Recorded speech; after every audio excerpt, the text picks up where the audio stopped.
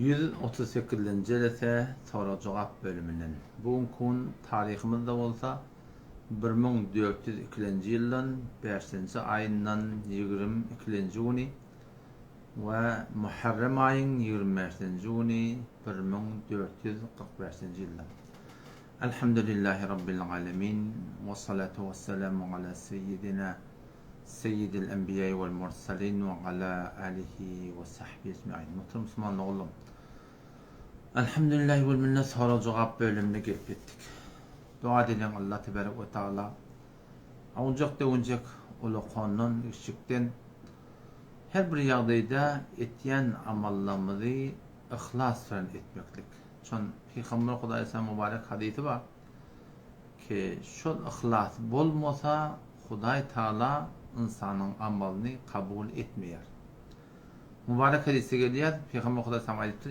İnnallâhe la yanduru ila suvarikum ve emvalikum.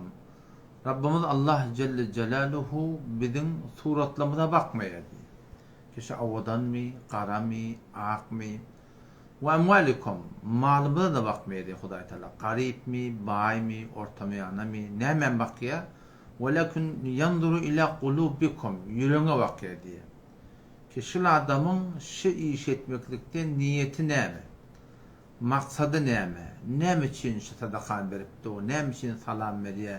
Ne için ayada var ya? Ne için bir Müslümanla onunla kömekleşiyor? Ne için salamlaşıyor? Ne için hoşlaşıyor?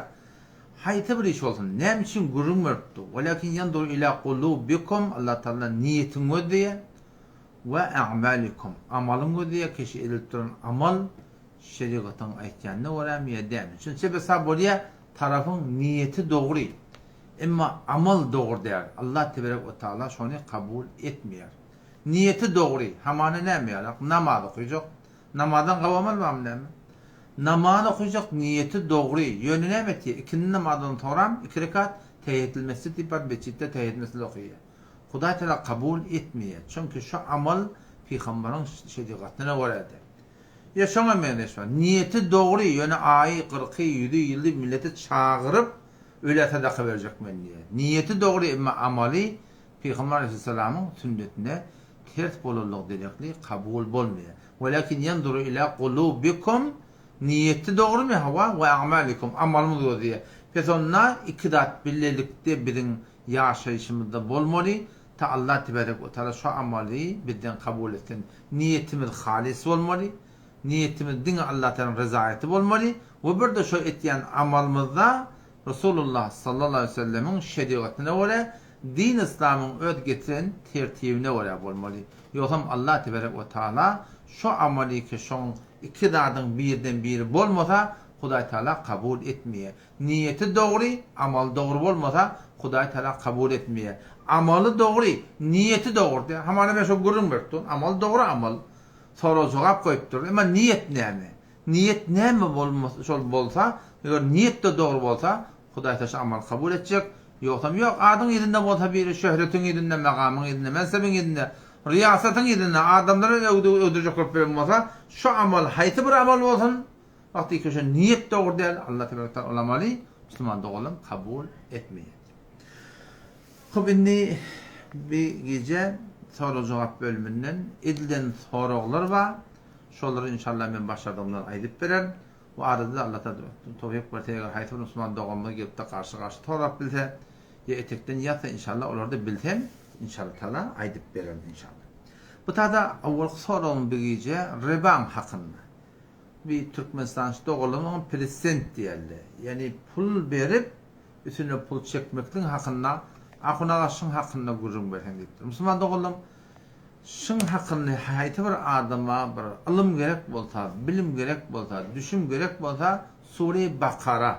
Alhamdan sonra avval Sure-i Bakara Kur'an-ı Kerim'de şun 275. ayet, 276. ayet, 277. ayet, 278. ayet şu taatın bar okuyutuk. Şu taada Allah Tebarek ve Teala ellezine yekuluna riba.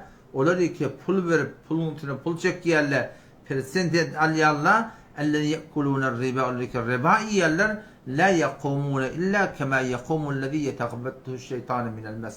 Erteki gün gördün gopanına kopudun ölecek. Buna hiçbir şek yok. Bir salazat alıp da göre de caylak kayacaklar. Buna da hiçbir şek yok. İnelikem kıyamet bolyansa şu kabirde ya cennet olacak ya cehennem olacak. Şu doğrutunna kabirden toram kıyamet gün mahim kopmaklık ba, şu aşağıdan diriltip çıkmaklık ba, şol gün şol adamlar iki riba iptirler, şotunun pulunu pul çekiptirler, persent alıptırlara, şola la yakumune illa kema yakumullezî yetekabbetuhü'ş-şeytân minel mes diye değerlip duracak diye ayttılar.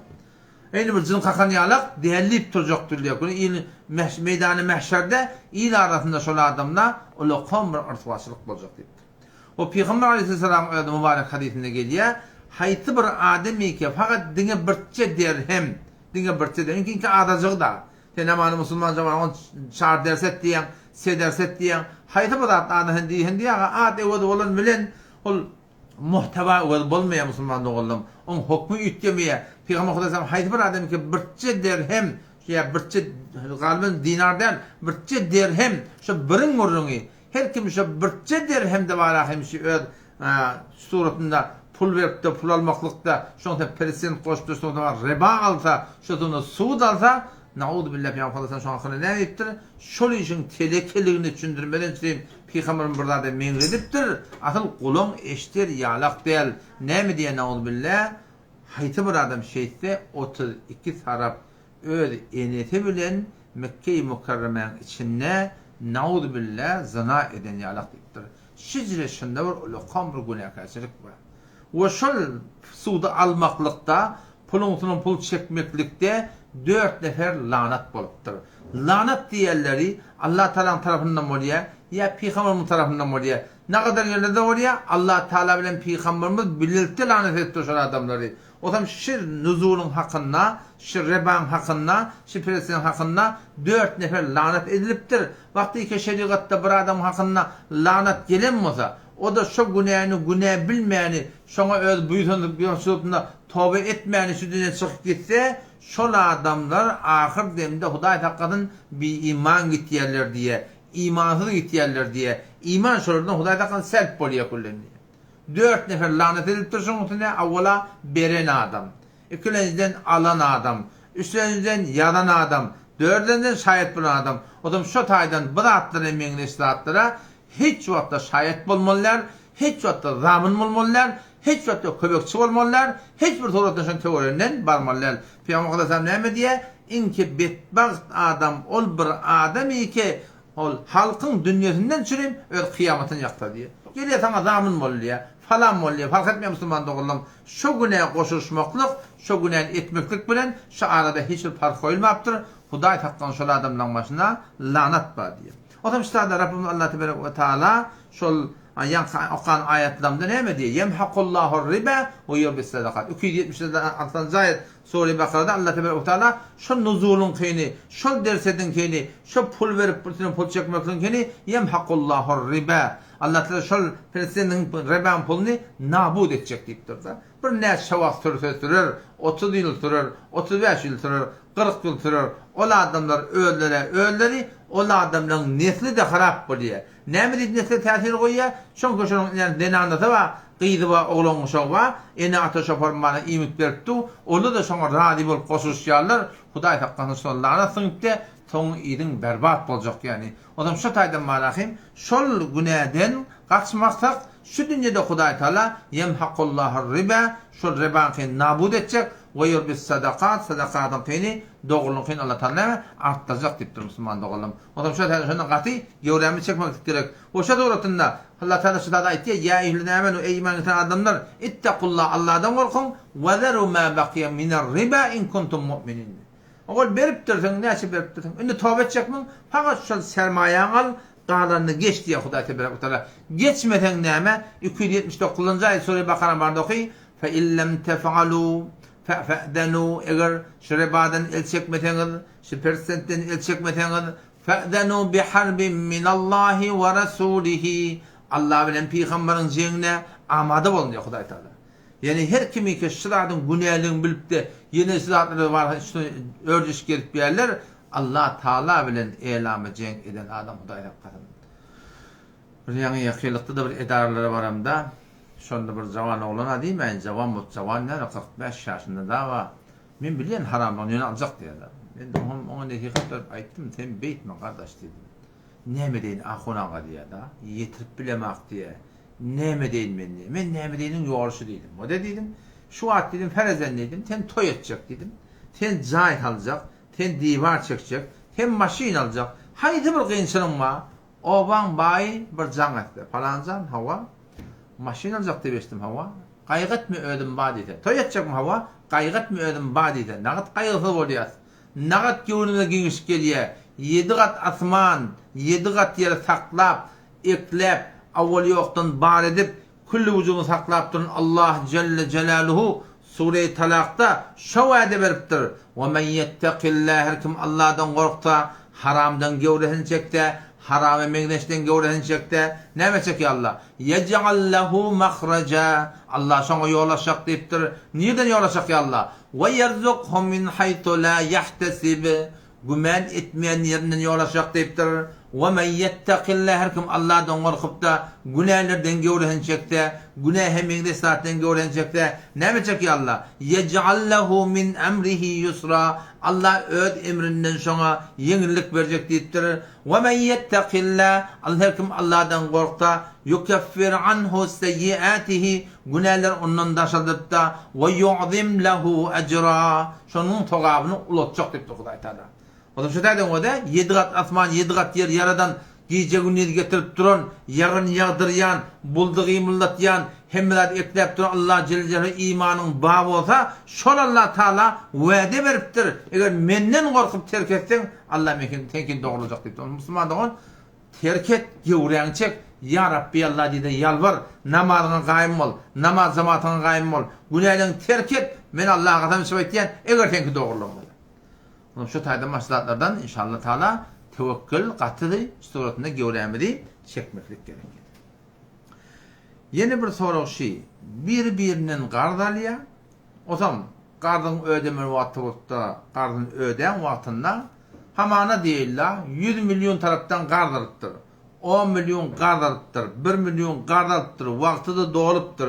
Berjek diýip wagty getiripdi, beripdir, meh bila 10 milyonyň, bu da 5 milyonyň Cücünden kaptanın çıkana kadar bu da menden sana hediye deyip berse, awal hiç kep gurrun yok bolsa, suratında bolsa, şonu almakla Müslüman oğlum ecazı ba, bunda bir hiçbir irat yok.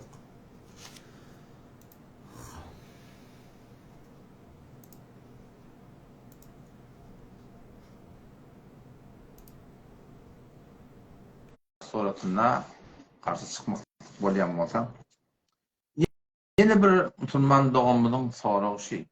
Bir göreyim. Selamun aleyküm. Sesim barýam han oğlum. Selamun aleyküm. Wa aleyküm selam. Sagman atýarsyň. Nädir ýaşdammy? Armanlar. Diýsen fan. Şükür men Abdulmennan. Abdulmennan Kurenmi? Ya kummet. Ha söylemiyor. Kawmy halam? Wa Hudaýa şükür. Hem zatdan gurrun berdiň ya şu wagt inni bir gerekjek bolýar, pul gerek şoňa. Hawa. Onam soň zatlaryny men satyn alýan, satyn alyp da muň üstüne çek. Meselem men onu alýan, muňa 15 berýän. Oň derede ýokdur. Yo onda derede ýok. Hawa. Ol enem hüdýal halas. Son soraýnyjak bolundy bir wagtda şeýtýany dogurdy. Yo onda bir aýp ýokmy menden zat. Ha, eliň ağrıman sağ ol, taňyr ýakyn. Bolýa. Selamun aleyküm. Aleyküm. Yeni bir soru şey, namazdan sonra salamlaşmaklık. Nelekem sen şu an Türkmen ilarında belli mescitlerde oradan etin namazdan sonra salam verdi mi? Şeyde salamlaşyandır. Şeyde fakatlar. Ya bizim şu Türkmen sera ilaramında cumgalarda da var. Cumgadan sonra sağına soluna salamlaşyandır. Etin namazdan sonra, ikindi namazdan sonra, yatsı namazdan sonra nemet yerler, çıkyarlar, daşaryk. Hemme şeýle tirlenip durýarlar. Başda şeýle Ahmet salamy şeýle döwrürýarlar. Onlar kökür soraşypda ahuna hayır dogan diýip şu dogrudan çykyp ketýär. Şeriat boýunça Müslüman oğlum, şun hukmu näme diýip sorapdyr. Dikkat edin. Akıl atany şeriat meydanına çap bolmaz diye. Akıl näme diýär? Salamlaşa da diye. Näme var diye. Ýok ede şeriat boljak bolsa, sogap boljak bolsa, şonu kitabyň we aýdanlygy oraya etmeli. Tertibini oraya etmeli. Şo namaz okuyan, namazyňda iksar ve tahiyyatı okuýdan, kullan namazın doğurdu. Öwrüläp okuyma onu. Sen iksar birleşen ruku etsen, ruku edip dursun da. Sen iki etmep dursun zahiren. Yok, sen namazın kullan batıl bolýar. Kullan sen namazın fasyt bolýar. Ýeten namazın suratynda namazyňda üstap secdekden. Birleşen etdim o fakat namazın marahym, sen kullan marahym batıl bolýar. Namazda kul namazlygyna galmaýar. Pedonga dikkat etmeli. Haydi bir etýänişimiz kitaba görä bolmaly.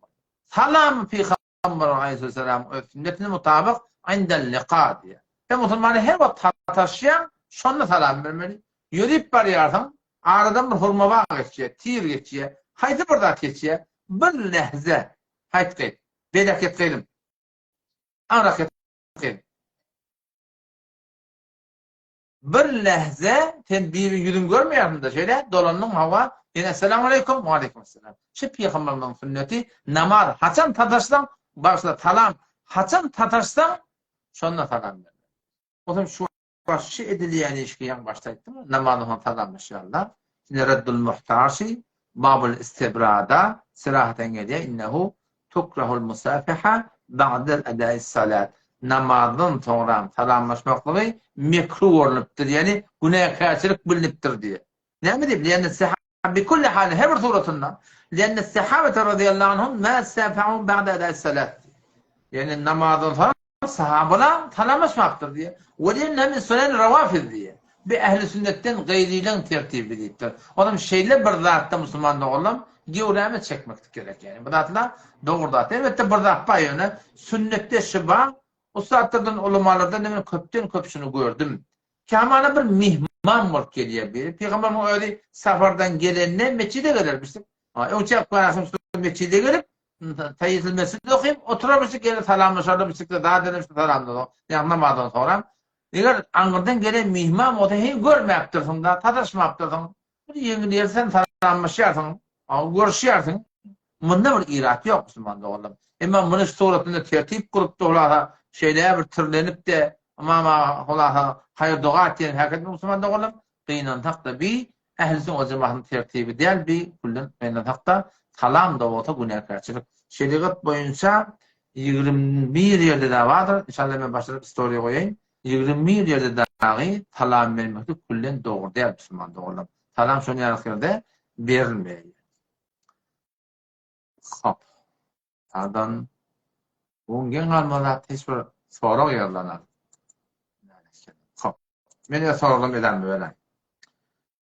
Yeni bir soru şey, başka bir Müslüman doğunun tarafından hazır gitmeklik bolýan. Fark etmeýär, Müslüman doğunun bolsun, eneň bolsun, ataň bolsun, diri bolsun, ölü bolsun, fark etmeýär. Diri adam öyle gidip bilmeýän, no, meni ahwal bolupdyr. Ejem madeden meni ahwal bolupdyr, ölüp gidipdirler. Şu suratynda şoň ýerine haz etmeklik dogry mı ýa dogry däl? Eger ölüp giden adam wesiýet eden bolsa, onda boyunda farz bolanmasa, wesiýetini oňa ýörtmekde kätmeýän bir de gerekli, şu suratynda ony haz etmekde gerekli yani. Ýok, boyunda farz dämişdik. Şu suratynda barahym nefil sadaka, nefil hacmışdyk. Onda da şonu etmekde beter gawy, onda etmeniň elbetde nefil haç bolsa, ona irat ýok. Şu suratynda oňa sünnete mutabık, şeriate mutabık, diri adam bolsun, ölü adam bolsun, şoň ýerine haz edip de şoň sogabyny şol öleýe dile başlamakda sünnet şeriat boýunça hiçbir irat ýok Müslüman.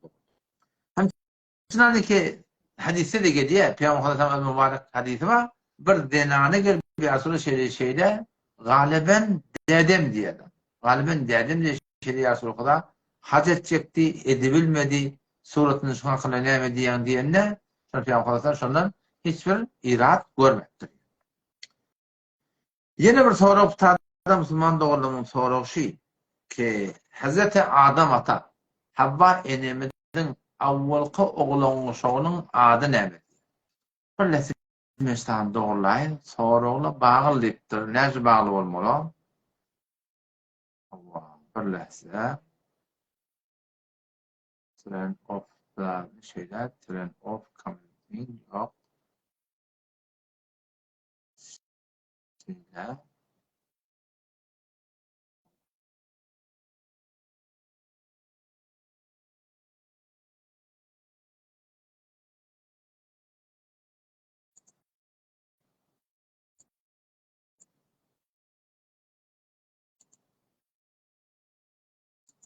Ama Gafurcan ben talabalar gördü yani hiçbir görmedim bağıllığını. Hiçbirini elle öğremek yok. Bağıllayan vurun sade görünen aktı. O dede gitti. Gafurcan dol sonra ibret olmaya dipti. Gafurcan ben uğrun bilmedim. Bundan başka sade ne ve tertip baki şoňa sonra ibret bolsun. Sade hanım geldi de şu. Bağlamış. Geldi adam. Söylemi. Şu var asıllı. Aleykümselam ve rahmetullahi. Boldanna aslan muhabbet bol. O da gayret edin ben sonra oturayım. Bir de sonra. Adam ata aleyhisselam Havva elemiz son avval oğlunun soğunun adı nemedi. Mine bilemek adını nemedi doğru.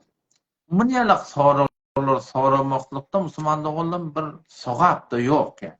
Şimdi bilim de bilmeyen de bir feydalı da. Demene bilemek doğru açık kurun. Bilmeden bilemek demekten öde de ilmin yartı. La adri nesbul ilm ya peygamber kasa. Burada bilemek mi hava? Bilemek demelidir. Peygamber var bilemek demektir. Geltire soraptı yazır okuda. İnki mübarek yerin yüzünde nire diyenle men bilemek demektir. Kim bilmeli Hazreti Cebrail selam yaptı. Ondan tarafta o da men ne bilemek demektir. Kim bilmeli Allah Teala bilmeli. Allah Celle Celaluhu'nun haber verenine getiriyor ki şeyle inki behterin yerin yüzünde mübarek yer nere diye mescitte diye. O da şöyle de avvala bilmeyen adın bilemek değil mi? Son bir şeriat tabi. Bu maktumunun kitabı hem bir nazar veren üstünden düşmeyenler ay hata oldur da diyor ya. Bu ta da Huda bilen peygamberin vurdu. Şeriat boyunca beni senden birden sorulayamı bilmesen bilemek. O zor kedik. Hakkı anını yetik bilmeyemezsen kardeş. O kalımda sıra yardımda var. Kitap gödemeli olacak diye. Hakkı bileyemezsen ondan sonra bileyen adını muhtabihi kol olsa doğru kep olsa doğru kepliğini yetemezsen men şunu spor ulamalarını eşittim. Ya ahı molla olsa da falan kitapta görünlüğün bilen delil bilen medek bilen şunu aytmakta suratına katı gerekliler. Yoksa ne mi? Yoksa Huda Teala yalan mağladığımız var ya. Men kezebe aleyye muteammiden felyetebevve mek'adehu minen nar. Peygamber Aleyhisselam her kim bilip durup beni peygamberi yalan mağlada zayi cehennem deyiptir. O da şu demek ki alımın yok bolup da yeni bilentiri keplemeklik bilip durup peygamberi yalan mağlamaklık o zaman bundan katı gevleğini çekmeklik gerek yani. O da şu doğrultusunda şuna mene sorular vardı hemen Ashab-ı Kehf'in renginin itine emizir. Yani başka yani itinin rengini ezilmişti. Ebu Cehil'in uyusu varmıştık diye hava su tüycüymüştük mu ağzımıştık. O tüycü olanın ağzı olan yani. Rengi ak olsun 7 renk olsun daha sonra. Adam atan hava olsun falan da olsun. Bileyen de ne bilmeyen de ne. Bunda sokak da yok, günah da yok Müslüman'da olan. Bu sorularını başa tak etmeli. Orada edilsek de bilmesek bilemek demeli. Hop. İnnel hemde yarıl manadır diye. Ve aleykümselam ve rahmetullahi ve berekatuhu. Ahirette deyiptir, cismi ruh bilemiye fakat ruh biliptir. Dikkat Müslüman'da olan böyle. Şu atırın cismi ruhumuz bile ilerle kim bil ölüyes kabra bil salyalla kaburda 3 tane soruğa cevap vermeden için ruh uğurluk geliye cedede soruğa cevap veriye şu ruh kavvalsa 7 kat asmanın üstünde cennet var şoňa şunu alıp gidip de şu cennette bolýa şu taýdaky barlygymyz eýnen kaburda bile oturýan ýalak hiç bir fark ýok şu kabr şu 7 kat asman ikidi irtibaty mustaqim näme nigmat bolsa şu da diye teneke bolsa da ýeriň aşagyna diýerler o taýda näme azap bolsa eýnen bile diye bir dişliğe basarak bir adam bolar ki cesedi şda da ruhu çıkıpdır da eýnen ikidi bile ýalak däme hani ruhu çykyry kabrda ta kıyamata cellim bir ýagdaýymyz şeýle boljak. Bu dünýä ineleken bolsa cismi ruh bile kabrda cesedi ruh ýerýe sonra o jogap berdimi ya defek yete alıp diyorlar, cesedru zahiren juda, yönü hakikatinde ne men nıgmat basa, ne madap basa kabrda ba, o tarafından şunu görüp cennette cennette oluyorlar. Elbette inerlekem kabr, yani kıyamet bolonna, yamaçladığımız gördüğün kopacak da şeyde değil mi? Şu gördüğün kopumuzda, yamaçladığın ve iden nüfusu zuvvicet, ve idel mev'udetu su'ilet, bi eyyeden bin kutilet, Suriye'de şemsi kuvveti gibi ve iden nüfusu zuvvicet diye. Şol canları ise ol çıkıptır, bizim şu canımız eynin şu cefedeki yerin aşağına yatı, kertop soğanın yerin aşağına yoş doğrulup tuşu doğrultuna varakın bir elleyen bolşuyarak bizim cefedimiz yerin aşağına Hudaýyň emrine kıyamatta doğrulanıp da şol avval ruh vara, şol ruh yamaşadan eynin şu cefede girip eynin şu surat ama Allah'ım olacak, Molla Kadir olacak, Kur'an hatam olacak, şoňa mene adamlar olacak. Cisme ruh kıyamet günü şu suratında bile olacak. Muňa Kur'an'da da delil var, şu suratında hadislerde de Müslüman doğulanmağa delil var. Başka bir soru. Tabi Müslüman doğumuz deyiptir da ki mescitten çıkanımızdan soram salam nemi. Şu kuleş tertipte yoktu hatta. Tertipte mescitten soram ya unçak kurun yok. Tabi sen amana yatı namazı gelip dursun da şeyden yatı namazı gelip dursun. Salamını doğru dedi tertip kurup. Onu çıkıp oraya sonra hem falan görüyorsun mescidin başında görüyorsun. Ol görmekten. Esselamu aleyküm falan ne diyeyim bunu kurun yok. Yani şunu bir yerde mescidin içinde tertip etti var ahim. Şeyde bir tertibi ortağa getirmeliler.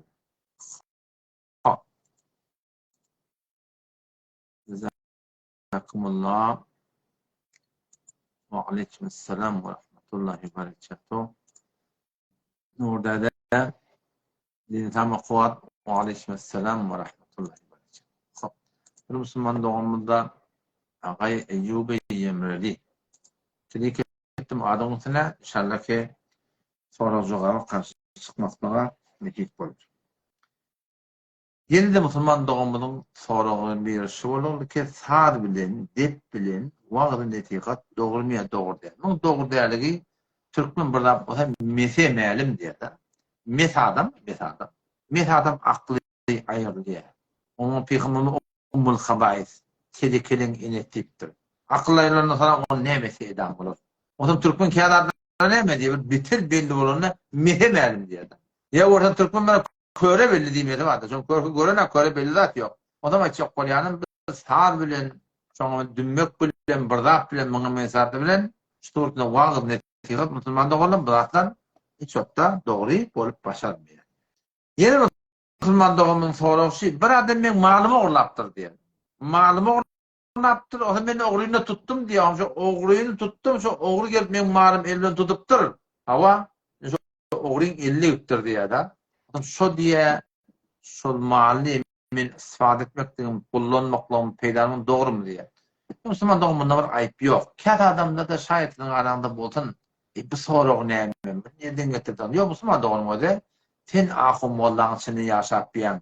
Sen köpdün köpüň ýaşap biýän. O kommunistler keşferler var. Din diyanatdan habarlar yok. Awala ahum mollasy yok. Bolasy da hökümete göre doğru ketibilenek. Soracak olan sebebinden marcak olan kıyın. Bu da atları diğerini demektik gerek Müslüman doğru. Hem mükşe ödün yalık ham değmeli derler. Şu doğrultunda haydi bir adam malı oğurlanıptır. Oğurun eli değilsin, ayağı değilsin, kucaklığa bakın fark etmeye. Her bir doğrultunda o malı elinden adamdan sonra o malı ten malın, onun elde gelmeyen ona hiçbir necaset da yok. Hoşmayalı hiçbir var, ayıp yok Müslüman doğru. Yeni bir soru Müslüman doğruluğunun biri soru ediptir. Gatı da öldü, qaharda da olsa olamani. Siz eger alim bolsaňyz dipdir, maňa edipdir, şol bir tik-takyn soru olur da. Sen eger alim bolsaň dipdir. Bir, öz jamaatynda hak bilýän bolsaň dipdir. 2, Seyyid Nursi we Seyyid Nursiň hakynda, şoň ýalanma kitaplaryň hakynda näme diýýärsiň dipdir. Awala Müslüman doğrulmady diýende, men özüme alim diýenne, mende ilim ýok däl elhamdülillah, mende bir zerre ilim bar. Yöne men alim bolup özüme alim bolup men diýenne, ikilenizde men alim bolup şurada milleti öz aklymdan öz oýumna fetwa berende. Men fakat nakl etdiýänsinde, aýdyp berýän, İleriki soruları yazıptır. Soruları mesela kitabı öder. Ayetleri yazıp, zat edip, tahkik edip, bilmeyen adam darlıkta deyin olup, suratında şilatla ben tahkik edip ısmarladım ayet verir. O zaman ben alim olup, ödümden rahiç gelemem. Ben avval ahir Hanefi mezhep, şimdi Hanefi mezhebin içinde muftabihi yani bir güçlü kavullar var, güçlü fetvalar var. Şol kepleri men başlarından ayet veriyen yanlışmayanı yoktur. Haydi bile de ben yanlışsam, kefim olup alanım sual içelim inçe ve taraf bolli, bilmehimdeki bile makdiyanları siz biliyorsunuz. Ama yine de buraya ki siz öz cemaatin hak bilen olsa Müslüman doğum. Mende cemaat yok. Mene Hanefi mezhep. Hanefi mezhebin içinde cemaat tebliğilikte var, soğukçulukta var. Sonra mene var cihadi olmaklıkta var. Hanefi mezhepte tevhidde var, bir Allah tığınmakta var, evliyalar çağırmaklıkta var, peygamber hazır nazır bilmezlikte var. Bir Hanefi mezheptir. Bizim başka bir cemaatımız yok ki biz bir başka bir cemaat yok. Biz cemaate ihtiyacımız yok. Bir de cemaat bulmasak ehl-i sünnet ve cemaat bulmalı. Ehl-i cemaatın içinde biz evet mezhebimiz suratında kaim durmaktan bize gerekli. Ama bu soran hakkındaki Seyyid Nursi'nin hakkında ne diyedim? Şol Hudayın mennetini hem becerimizi Allah Teala rahmetine salsın. Şun neçideni kitabını, cozvatını, resalatını ben okuyup gördüm. Hemmesine demeyin. Oşan kitaplarına, tevhidin hakkında, bir Allah'a sığınmaktan hakkında, dini duygularda bolmaktan hakkında men haqiqatında bir tefsat görmedim. Oşan usulunu ustatlama da anla tahqiq edenler şöbenden hakkında kavuluk bilen yazdılar ya. Etekte bir sorağı da göreyli.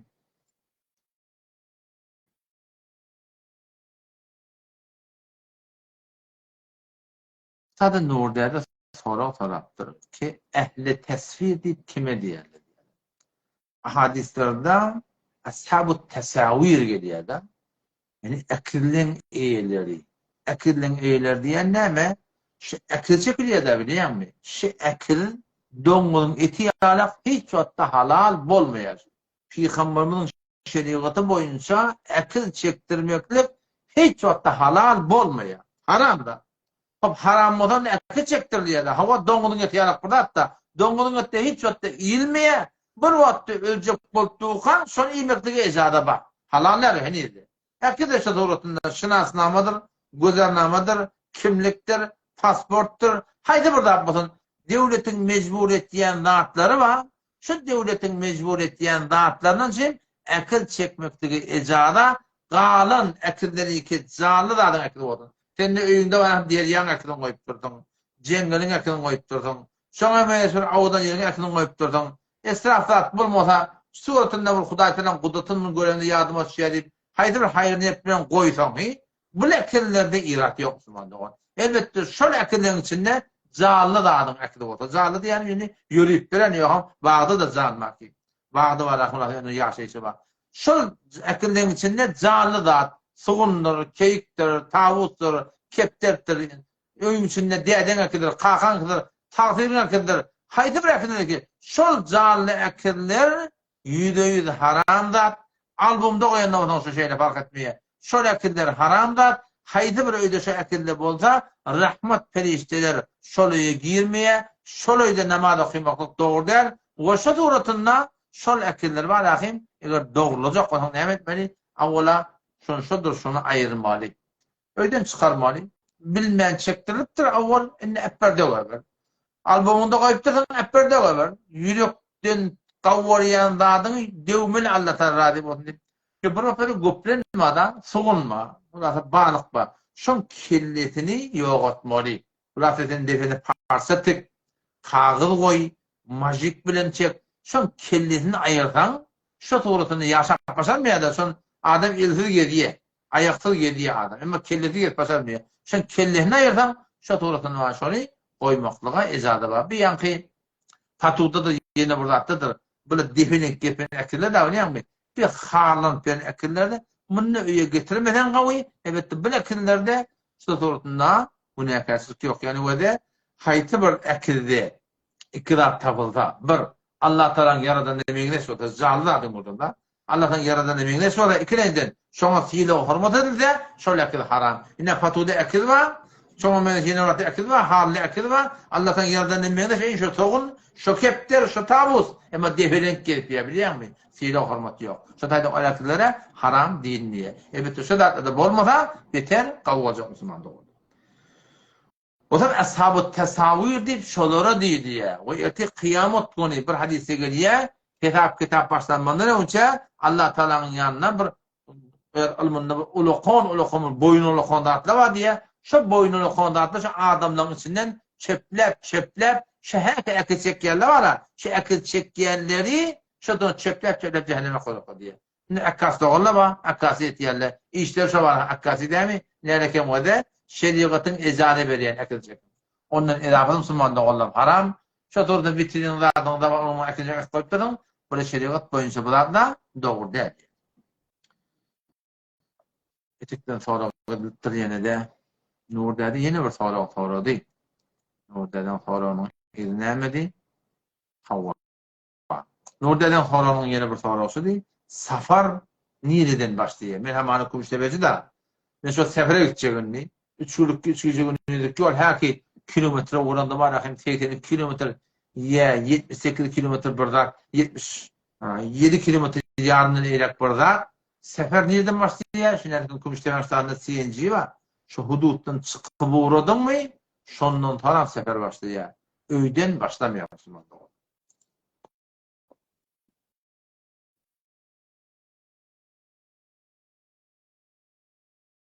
Tadı Müslüman doğumun bir noktayı ilmiye işarettir. Ki işare bir sebbabı. İnerdeki namazda şeyle doğum. Eşhedü en la ilahe illallah diyende suratına parmakla yığınanıya kavlan karşın bakmaya. O zaman Peygamber'in başarı hadisi var da. Peygamber'in başarı hadisi var. Başardığında oraya öz parmaklarını kavla baktın deyip Peygamber Aleyhisselam. Ama namazı duruyor ayaklan. Dehtenci kavla karşın baktın. Şeyler duran böyle günahkarlık yok. Dehtenci kavla karşın baktın böyle. Secdede şu suretine kavla karşın baktın valla. Tada diye efendim şöyle eşheden la ilahe illallah diye yığınlanıyor da abi. Kıbla bakmadan kaldı diye. Müslüman da olan o da. Vakti Peygamber'in öyle şop kıbla baktır deyiptir.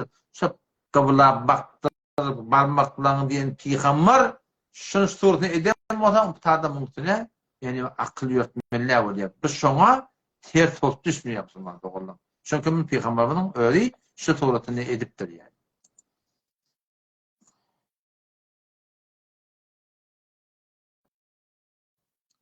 Tada Müslüman doğumumuzun yeni bir soru sorattık ki eşare bir sebebi şey teşehhütte eşheden la ilahe illallah deyip şunu etmeklikte ne kadar adamla yanınsa amali şu taydan bunu etmesen koyduktur. Gördün. Cana oturacak korp veren ha. Şu bir dene barman niyede kaldırmalığını bilmedi Müslüman mı olur mu kurban? Yanlış ne yapmam be görünen. Sen behvettin çağırıp ben hülüm doğru olsun deyip. Şu bir parmakta yanlışında ne yapmaz kadına? Kana diyor ya tağıyla arpa çörek bahane diyor. Bırak tapmalılar biliyor musun? Kâhle var da ağır bir fetva veriptir. Kana diyor seni İbn Mesud diyecek, o diyecek, bu diyecek. Şun evine geçecek. Ağazan evredin de milleti.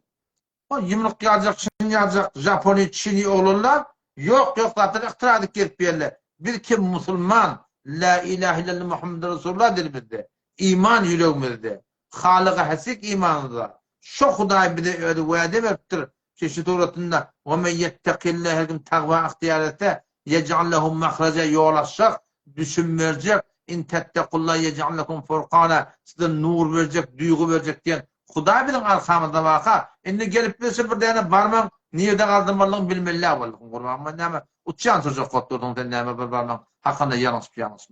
Sünnet-i Resulü Huday sallallahu aleyhi ve sellem. Edelim inşallah Teala. Kâhle bir güven oluyor diye, Vehhabi oluyor diye ama sen haytır sünnete mutabık olarak Vehhabi diyorlar. Diyeceğine dediler. Bir Allah sığınmalıydın sana Vehhabiye dediler. Ağab kesser göze çeyek baca başa çeyek men. Suva sen çümdün mü hava? Sen bırgaç çüm sen suva çümdün. Çünkü bana ta ayağın eteğinin içeriden çümdün da. Sana ne Vehhabiye dediler sen. Bir Allah sığınmalıydın dediler. Ağlarlarına sürün Allah dedi eve her kim halak etmek Müslüman da oldu. Elbette ahlaktan çıkmaydı, edepten çıkmaydı, hormatdan çıkmalı. Yani milletin kefi derekli şeriatı defelemektik olmalı. Ha burada bayan o da. Burada bu da mustahab. Yani mustahabı edende millet teleke düşünecek bolsa terk eten edaga. Bu näsi yok ama mesela alaka var ya ilan inatarlar ya. Men şu an yığınadım şu ýerde. O edenim etmenim anlamadım. Mustahab soğuk eten etsen sevap etmeden bu näsi yok da. Şunyalak yerlerde sen malak şeriatyna ait etdim. Hamana erkek adamın topuğu gördük gelmeli. Ne kadar? Aslı Peygamber sünnetin baldırın ortağında olmalı. Bu olmasa eterek gittir. Bu olmasa topuğundan topuğun. Topuğun korkanı tutundurmalılar. Yani asıl sünnesi defektif var. Bağdat'ta geldiğinde şeydik gelmekten manatı yok. Ne bileyim? Mustahap da. Sen mustahap millet görüp görenlerde enkar etse o dinden çıksak oldu. Şunyalak yerde şol zatları kenara koymakta Müslümanlığa bunda bir ayıp yok. Elbette var sünnet bolsa, sünnet-i muakkede bolsa, şoňa men şahdaýlar Müslümanlygyň şeriat boýunça bu zatlardan gewrämli amal etmekden çekmelidir.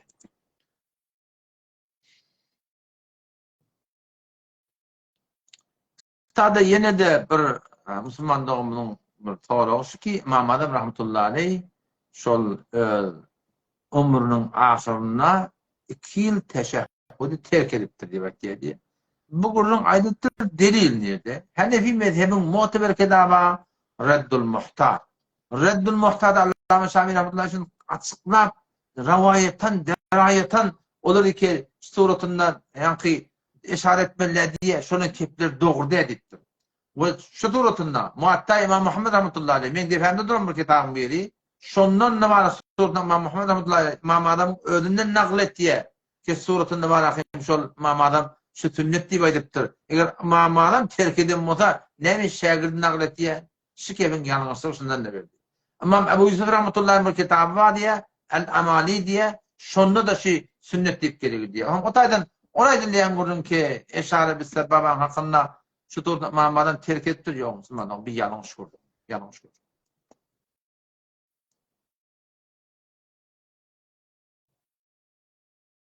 Halku bilen namaz kılmak. Dıkkaydı Müslüman da onun böyle. Ele yanına halır yani olurlar var. Suratında ekes çekiyerler var. Adet yerler var. Şol iş haramda. Ne di haramda? 118. ayet. Sure-i Nisa'nın bardaki şu şeytan-ı mel'un Allah Teala'nın düşmanı olan iblis şu Allah Teala'nın evinde durup bir aydan kepleri var. Şu aydan keplerinin bir de şey وَلَا أَمُرَنَّهُمْ اَتَنْبَدَنَنْ دَسُوبَرًا فَلَا يُغَيِّرُنَّ خَلْقَ اللّٰهِ Seni Allah'ın yaradanını ütket diye aydan ettir. Şu imanına halkı etmeklik, şu Allah'tan yaradanını ütketmeklik, takkalın ayırmaklık, Allah'tan yaradanını ütketmeklik, karşına el vurmaklık, Allah'tan yaradan ütketmeklik, şu tuğratın şunu meslatlar, Allah'tan yaradan ütketmeklik, bunlar haramdır. Şimdi bir Müslümandan ediptir mi? Eğer görünmeyen yer olsa, namazda, başarsa, taban ayeti olsa, yağdayı olsa, o lezer bilen, böyle şeylerin kulün ayetini taplasın. Bolmayami, onu korak könük giyip şunu örsün. Başarmayami, eğer mümkün ama onu örtmektir, boluptur dağın biliyor musun? Yanlış şey Allah Teala Erhamur Rahmin tövbede halsan Allah Teala affu eder. O suratında görünenin hiçbir ayıbı yok.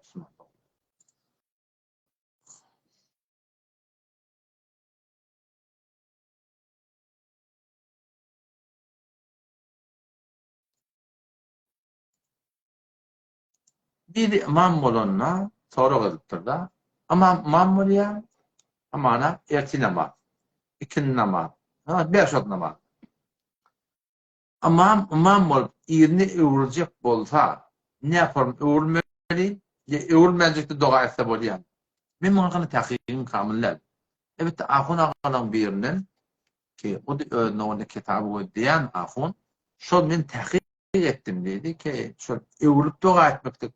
Ya kıvlan arasında dua etmektik. Şun hemen de giymişlik var. Şu şeyle bir zeruri zat dediktir da. Elbette erti namazdan sonra sünnet yok. Kin namazdan sonra sünnet yok. Ama izni öğürüp millete karşı oturuyor da biliyor musun? Ama millete karşı öğürüp oturacak bolsa eğer doğru imamın izinna adam duramasa onu imam öğren sonra karşı oturmalı. Ya sağına ya soluna şu suratında var. Bakmak gerek. O da imam öğrenine sağından sonra mı? Kavusi sağından dolanmaklık. Solundan dolananda bunda da bir ayıp yok yani. Hukum mustahab, haytı neden böyle bir günahkarçılık yok. Elbette sağdan dolanmaklık var. Şol afdaliyet sonra o millet bunu beter gerekli bilmesin. O kâde solundan dolanmak ki millet barahim bir mustahabi şu doğrultunda sünnet muhalif de düşünemez.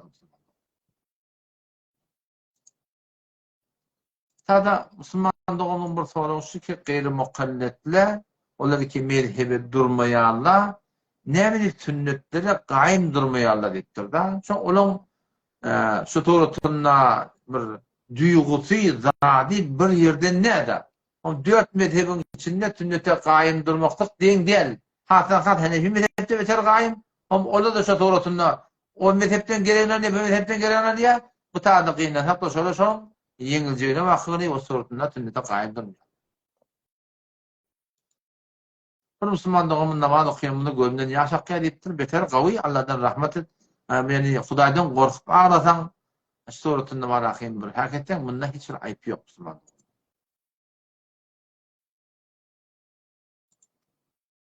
Tadı Müslüman doğumunun bir yeri halberdari doğru gitti. Bana hal oluyor hal. O zaman şunu ayırmaklık Müslüman doğumu da icadatı bağ. Şer'en icadatı bağ. Yöne şunu illigirmillerden, şunu tecrübe bolanda, şunu ayırıp, şunu iyide seretana varıp, burada dedim, şer'en irat yok. Yani tecrübeten görülen de, ki şunu ayırında, şunu iyide Huday takkan şeyle bir yara olup, burada bir başa gaylık olan yerler var. Nurdadan horarlar tökönni.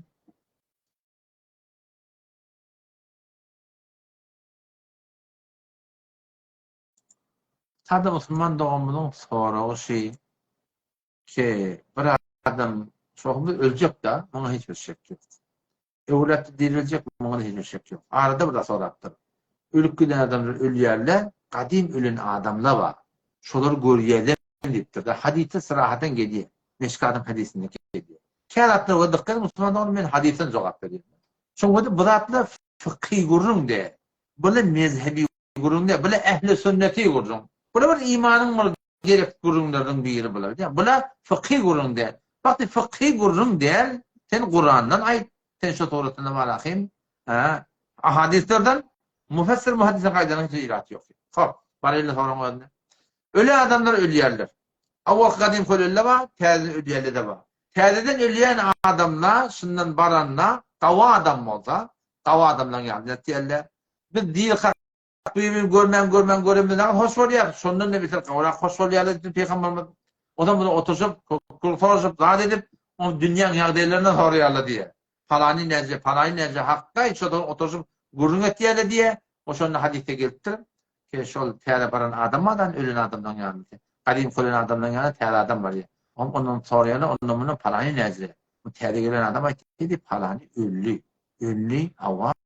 Her Müslüman adam ölü hava. Sizin adamı getirmedin yok. Onda cehenneme akıllarım olmalı diye bakıyor.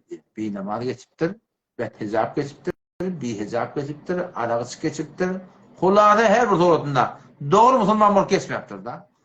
Onda cehenneme akıllarım olmalı diye şey diye bakıyor. Huday takkan diye.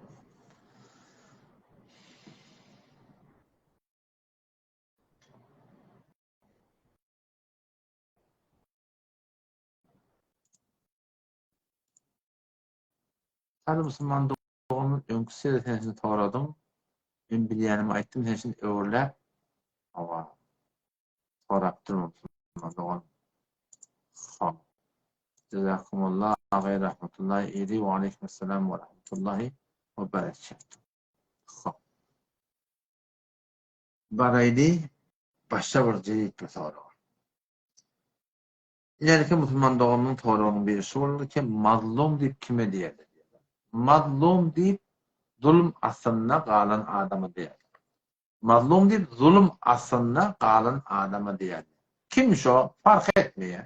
Ayal galıptır erkeğinin zulmünün aslında. Erkek galıptır ayağının zulmünün aslında. Mızırta var ya Müslüman doğum. Şimdi şerir galıptır ustahının zulmünün aslında. Şoňa meňdeş.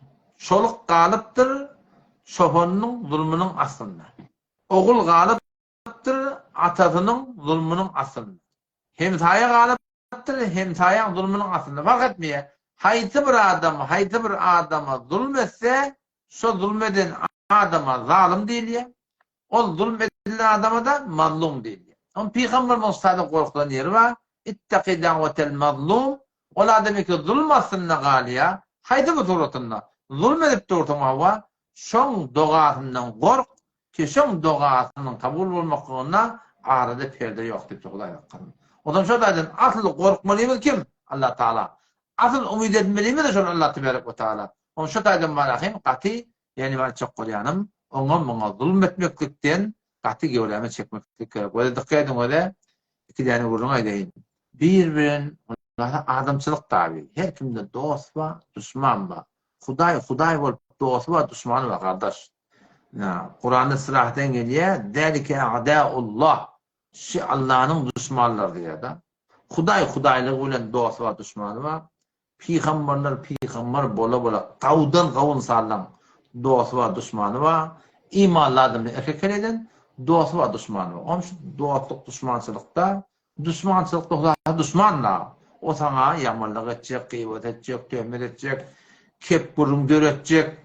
Şo bilen tutulşamızda, şo bilen karşı duramızda, şonun ağrımızı alma bolamızda, özümüzden difa etme bolamızda şu zalimden mukabilına, düşmandan mukabilına gaty bir zatdan gorkmaly.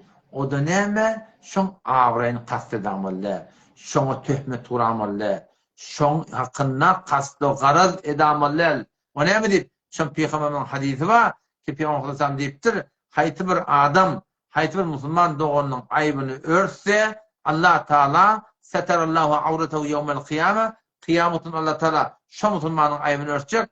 Ve men keşefe awrata ahihil muslim, haýty bir adam musulman doğanyň aýbyny açsa, Allah Taala keşefallahu awratahu, Allah şol adam aýbyny açar, hatta şonu öz öýüne artwa eder diýipdir. Oňa şo taýda musulman doğanyň boýda düşmançylyklarymyzda, tutuşmaklygymyzda, oklaşmaklygymyzda Allah'dan gorkoýly. O da Peýgamber aýtdy. Birinin bar aýbyny aýdyp, onun munun ýanyna aýtsaň, Peýgamber aýdypdyr, Allah şoň aýbyny açar, öýüne artwa eder diýipdir. Vay bahal ol bir adamyň halyna. Vay bahal ol bir adamyň halyna. O tarapda aýyp ýok zady bar etýär. Ýok zady töhmet turýar. Ýok zady ortaga diýär. Ol adamyň haly näme? Ol adam haly näme? Şundan gaty gewlemi çekmek gerek. Bu ýene burada gaty muhimdat, enki muhimdat şuwede Hudaý ýoluna rahmet çekip berdim. Haýda bir suratynda enki muhim terin dat Allah Taala'nın zayeti. Şon umid edip şondan umidwar bolmaly. Allah ewe sürse iyide sürecek. Yoktur. Allah iyide sürse ewe okajak yoktur. Yani wada hakyň ewine kan daşlar oklanýandyr. Hemşe ki Peýgamberi oklandy. Şo suratynda emma ahirete niýetiň dogry bolsa Allah Taala arkaň bolar. Şo taýdan mana iň güýçli Hudaý Taala gorkmasynda şol o şo suratynda umid etmezdi musulman doğanlam Allah Celle Celaluhu.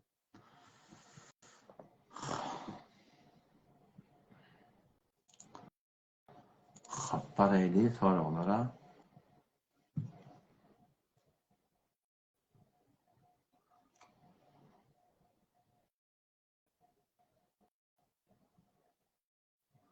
tada tawhidin hakkında biraz sorap dursaň live'inde muvahhid aýtdy ki nemetullah tawhidi agide kamil ne budan Kur'an roddare durusy düşünmedim doğrusu. Kât adamlarda men birat diýmem mi ha?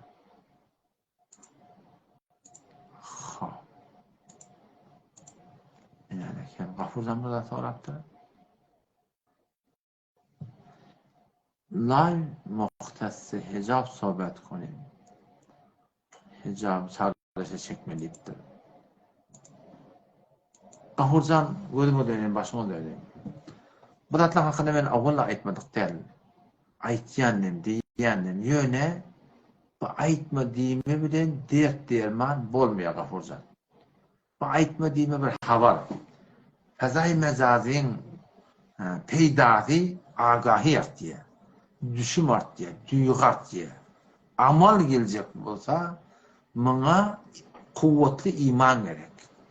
Kuvvetli imana da dil oturup da diyet almak, oturuşmak gerek. Ama misal oyundan şasiğan vadaşından yap koyuptur. Şeyle kalbına değerleri var. Kalbın ekinçe koyuptur, onu karaltık koyuptur da. Şasiğan çekerle, şon görüp çekerle, bilip dura. Gurrun bilmeyen üstüne de, bilinne, şu bilyen de adına amal ettirdiyen de gerek bile. O da ne mi? İman. Kuvvetli iman.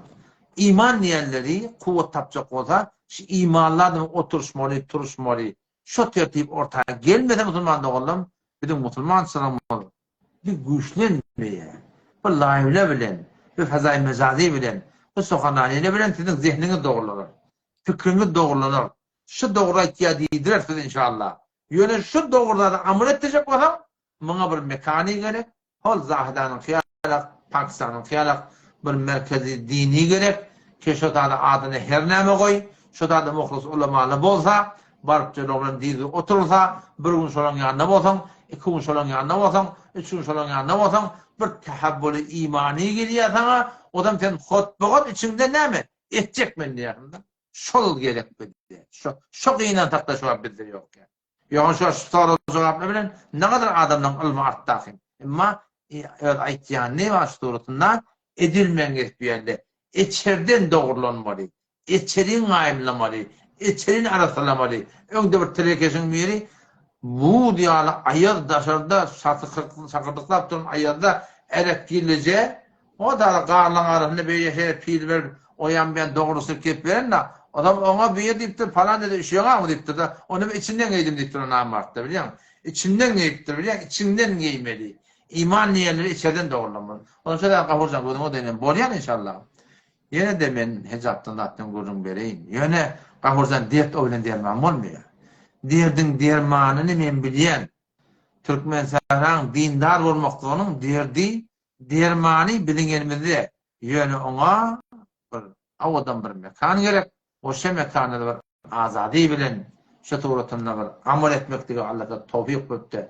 Zuhurlansa, o zaman sen inşallah görürsün, Türkmen idarasında da öz novunda bir ingılab ve ferhengi inşallah olur.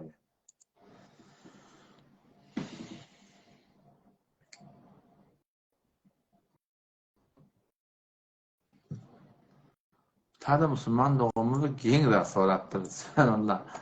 Behim kişi erti namazı qalıqlı. Bu Müslüman doğumu sorattır kimin ölü namazı qalı yani. Ben kom giyin. Müslüman doğumu da hayatı bir amalına zayıf olsa, hayatı bir amalına edilmeliyen, son hakkında araylanacak olan, bu işlenecek olan bir son halka kâle. Ne demek var? Namazı qalıqlıktan, beşat namazı qalıqlıktan, ona muhakkakten de gülünler. Tamam. Menece vakti çekilmeli. Onca sonrasında ikili edenle şu imanlar da bilebilir. Oturup durun. Kendinken oturup durun. Burada 2 saat ver onunla imanlar da oturmaz. Oturup durun öyle. Dinin diyatı gurunu da Allah'tan moladi. Sonra inşallah kuvveti verir falan. Burada dua edin. Allah'tan inşallah şan bereketine inşallah bunun ötürüsünü dilerim düzelersin inşallah.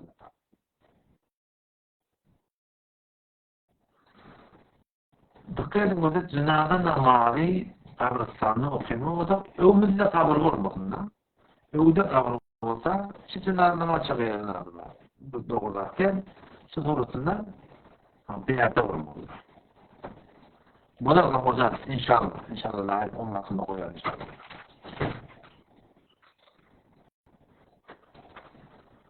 Bir tane daha yeni de bir soru elbette ben onunla geçen vururum.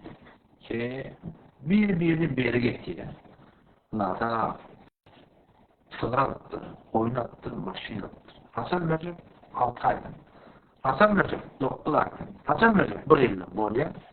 Vaktiyle berine. Vakti da bahala attı. Teberrüm kalıp. Şunda ne etmenin dikkat edin eğer teberrüm bahalı şol kıymetin 3'ten 1'inden idafa kazanmalı. 3'ten 1'i kazanmalı. Amana var. 1 milyon mi?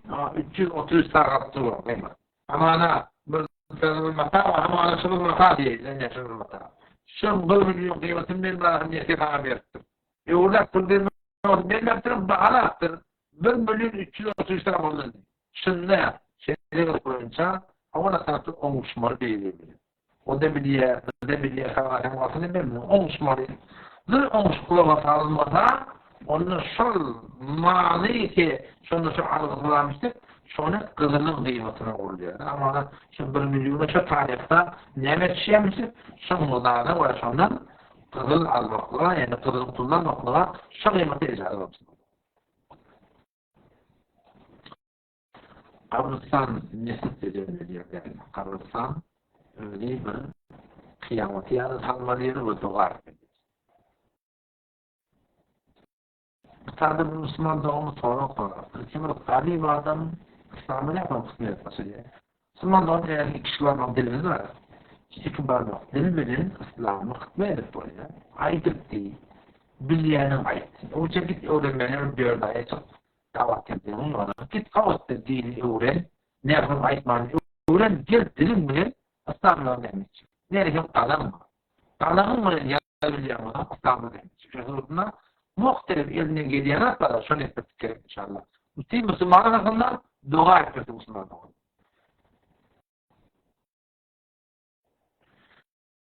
Tabi halil tedmini gördüm tevzisi devlet bidun tayine kıymet. Min bile baktı o cihazda. Falan mı hasta mı olarak inşallah tahir edildi. Bu değil mi?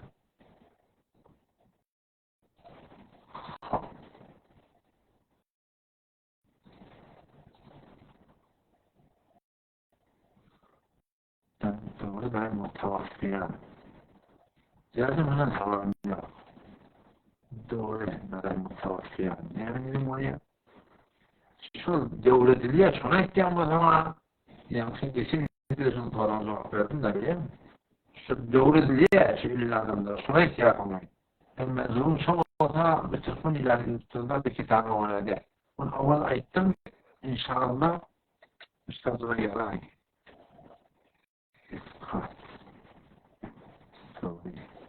İnşallah ne? Şöyle koyalım inşallah. Kapısına doğru. Bir gece bolunu da ayrı. Posta bütün doktorlarına açık Müslüman olanlarla böyle yaptığımda Allah Teala'nın ne diyeceğini kabul etsin. İnşallah bilirse Allah Teala'nın izniyle Arayüzdeki İslam'ı ümmette olur. Ama araya önerilerim oyununa, alacaklarım önerilerim oyununa olur. İnşallah okulu tutmanın doğanı. İnşallah şatak var inşallah. Yeterli Allah'ın izniyle İnşallah cezisi tercümeyi kurarız. Cezakallah. Yetkili hastalar doğarın, Allah Teala sonunda iman ettin, selamet edin. Tutuğundan kavurluk bilin, sücürlük bilin, kaim durmakluk bilin, İslam'ı hıtmaya değil, iyide gayetmali. Bu da yakınmarafim, iyide döndürülemali. Çünkü tarih İslam'da sahabaların da arasında bulunan var, tabi'nin arasında bulunan var, tarih İslam'da bulunan kaimden daim adamlar iyide gayetmali. Yani kulluklarda kalan imanı yetişirler var. O kadar selamları peygamberlerin de وَلَوْلَا اَتَّبَّتْنَا فِي مُحْمِنُ الصَّفَى biz seni kaim taklamatak bunu kat kitle terken elim şey kalıyla. Tecrübe kavramlarını ne umradın neyle edersin bir çok olarak. وَلَا حَوْلَ وَلَا قُوَّةَ إِلَّا بِاللَّهِ. Doğalıyla benim hakkında da sağ olun. Esselamu Aleyküm. Esselamu Aleyküm ve Rahmetullahi ve Berekatuhu.